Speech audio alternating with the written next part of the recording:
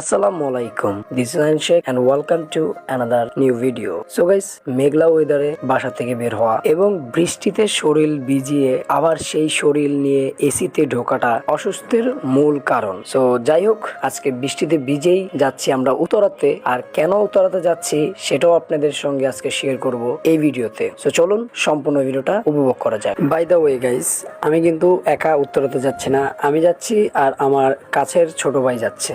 আর guys, এখন আপনাদের মনে হয়তোবা প্রশ্ন আসতেছে যে উত্তরাতে কেন যাচ্ছ আর কেনই বা ভিডিও করছো, কিছুই তো বলছো না। সো রাইট নাও আমি খোলাসা করছি এখনই। অ্যাকচুয়ালি আমরা উত্তরাতে যাচ্ছি জারানুরের কাছে পুশিক্যাট নিয়ে আসতে। অ্যাকচুয়ালি গাইস, জারাপুর একটি পুশিক্যাট রয়েছে এন্ড দেন সেটা আমাকে গিফট করবে বিকজ আমি তার কাছে আবদার করেছি। আর গাইস, আমার আবদার ও রাজি হয়ে যায় বিকজ একটাই লিজন রয়েছে, সেটা হলো ও অল টাইম শুটিং এর জন্য বিড়ালটিকে সময় দিতে পারে না, যার ফলে আমি বলার সাথে সাথে ও কিছুক্ষণ ভেবে এন্ড দেন আমাকে মেসেজ করে বলে যে আয়শা তুমি নিয়ে যাও। তো যখন যারা আপু আমাকে মেসেজ করে, আমি আর সময় নষ্ট না করে সাথে সাথে আমি বলি ওকে ফাইন আপু, আমি আগামীকাল সকালবেলাই আপনার বাসায় আসছি। পরে ও আমাকে বলে যে ওকে ফাইন, তুমি এসে আমাকে নিচে বাসার নিচে এসে আমাকে ফোন দিও। এন্ড দেন যেই কথা সেই কাজ, সকাল সকাল উঠেই ছোট ভাইকে নিয়ে চলে গেলাম উত্তরাতে মেট্রো দিয়ে, এবং মেট্রো থেকে নেমে রিক্সা নিয়ে সরাসরি জারাপুর বাসার উদ্দেশ্যে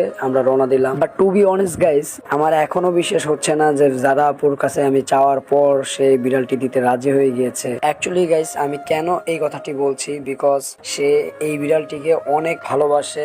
আর আপনারা তো জানেনই, ভালোবাসার জিনিসগুলো সহজে কেউ কাউকে গিফট করতে চায় না। সো সে হয়তোবা তার শুটিং এর ব্যস্ততার জন্য নিরুপায় হয়ে আমাকে এই জিনিসটি গিফট করছে। সো জারাপুকে অসংখ্য ধন্যবাদ যে তার ভালোবাসার একটি জিনিস আমাকে গিফট করার জন্য। সো দেখতে দেখতে আমরা জারাপুর বাসায় চলে আসছি, অপেক্ষা করছি জারাপুর জন্য। সো ফোন দিলে আমরা ভিতরে যাব। সো রাইট নাও বেশ কিছুক্ষণ অপেক্ষা করার পর জারাপু আমাদেরকে ফোন দিয়েছে এন্ড বলেছে উপরে আসো এন্ড উপরে এসে নিয়ে যাও। সো আমরা এখন যাচ্ছি বিড়ালটিকে নিয়ে আসতে।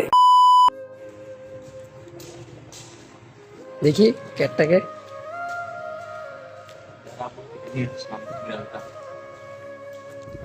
অ্যাকচুয়ালি গাইস, জারাপু অনেক স্যাড হয়ে গেছে, যার ফলে আমি আর ভিডিওটা করি না ওনাকে নিয়ে।